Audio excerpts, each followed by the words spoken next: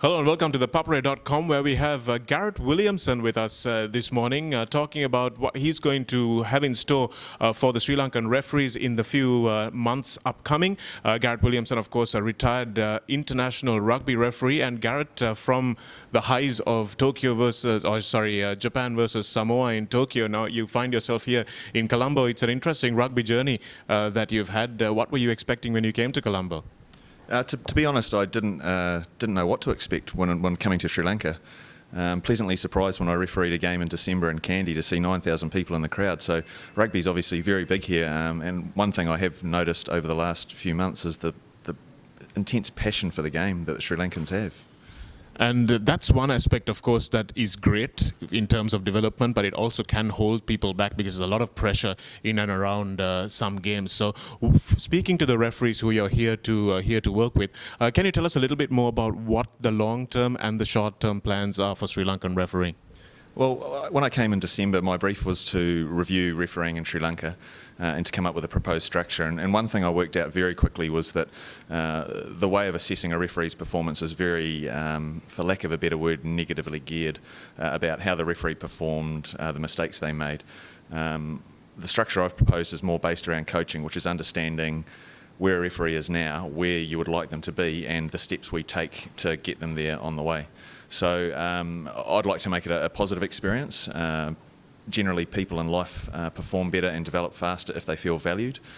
So we've got an opportunity to create a development plan with our referees, build some depth, find some new talent, and create a structure that will endure for Sri Lankan rugby for years to come.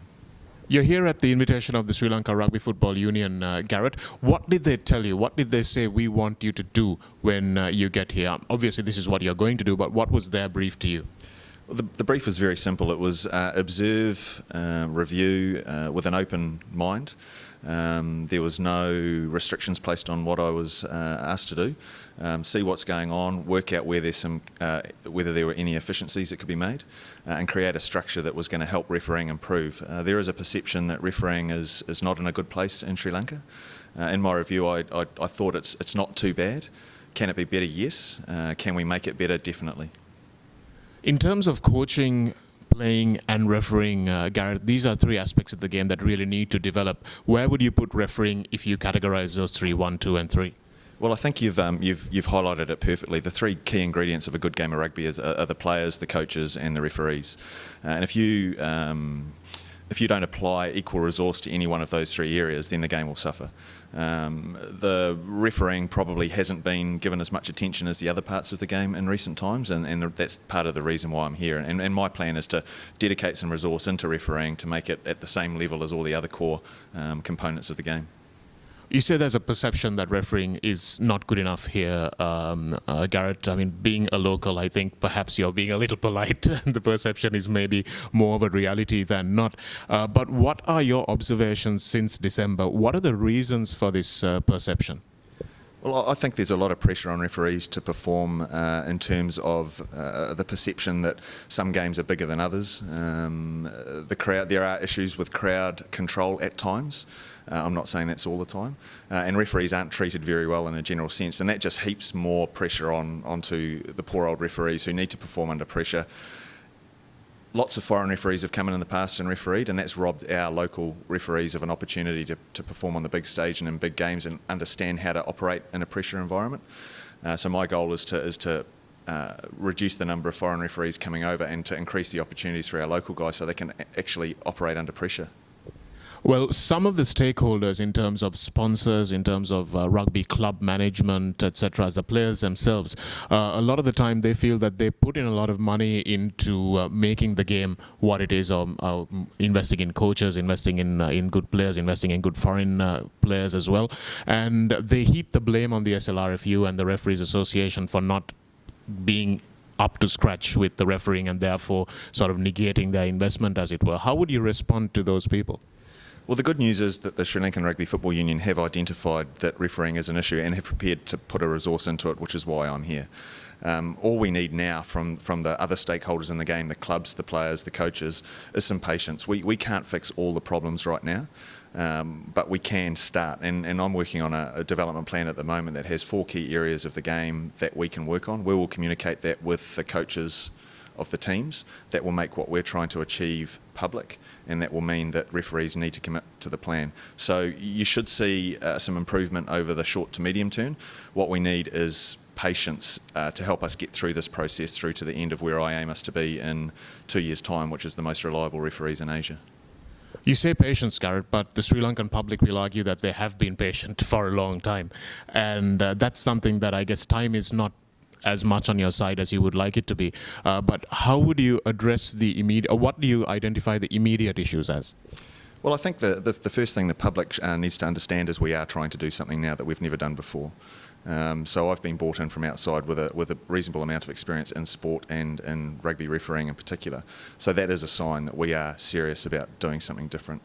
In terms of what we're trying to achieve, if we can work on two key areas of the game, and my plan is for the referees to concentrate on getting the tackler out at the tackle straight away. That's our one key work on, and making sure scrums are stable. That allows teams to get possession as they choose, or allow a dominant scrum or a dominant team at the breakdown to win turnovers or win their own ball.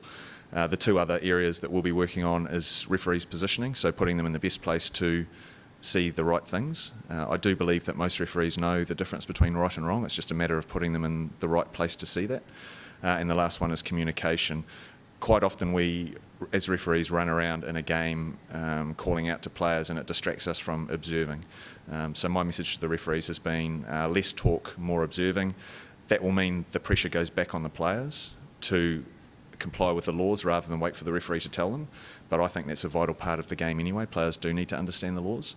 And from there, then the referees just have to observe and make a decision to either play on or stop the game with a penalty or a scrum or whatever.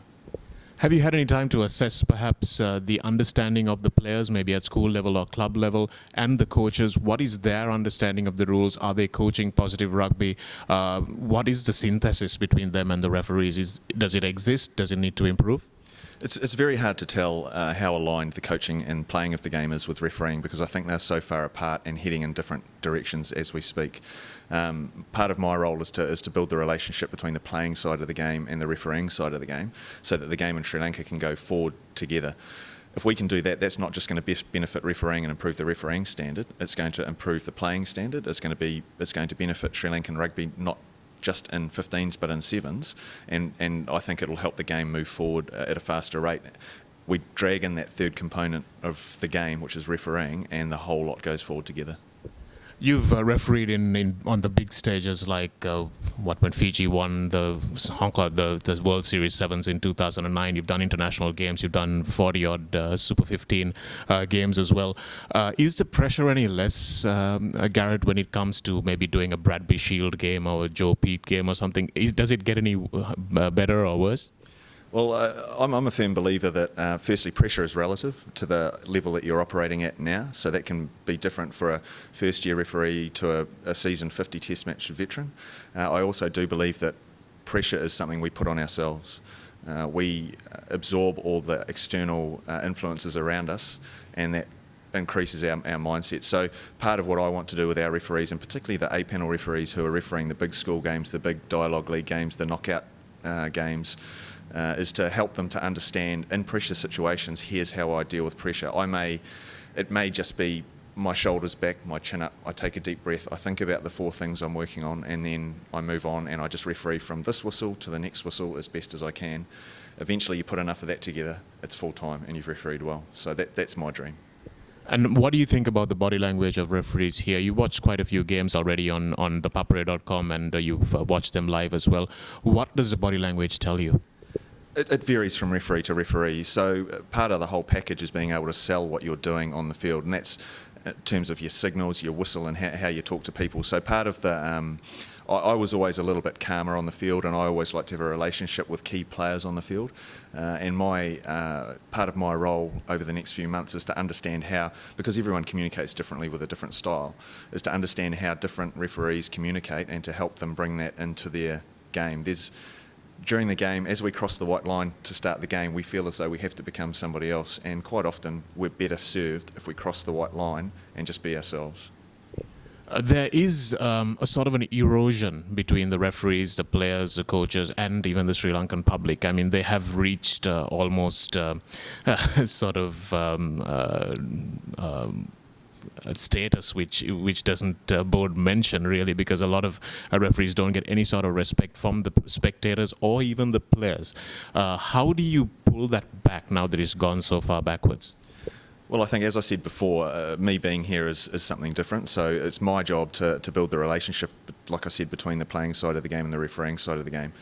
In terms of the spectators around the world, whether you're in South Africa, England, France, wherever, it's no different. The fan is short for fanatic, and fans are fanatical about their teams. And that's great, and that's where passion for the game comes from, and you wouldn't want to stop that.